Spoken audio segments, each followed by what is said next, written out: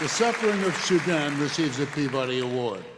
From Sudan Channel 1 News reporter Seth Doane provided detailed reports outlining the complexities of Sudan's civil war and genocide for middle school and high school audiences.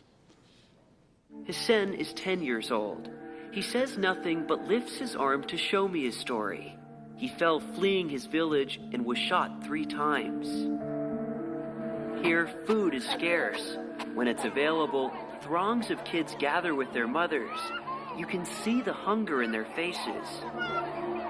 These refugees are part of the nearly 1.5 million people who have been driven out of their homes in Sudan. More than 70,000 others have already died in a crisis called the worst humanitarian situation in the world today by the United Nations. Reporter Seth Doane will accept the Peabody for the Suffering of Sudan.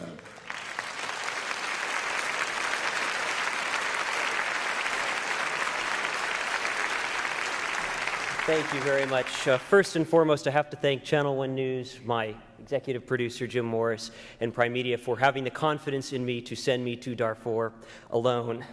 One of the more rewarding parts of this trip came afterward when the piece aired and we heard from teenagers across the country who said, I never knew about this, and then were spurred to action. It certainly is a crisis that needs attention around the world. This was a solo trip. I reported, shot, and edited, or not edited, this is my editor, I'm about to thank him.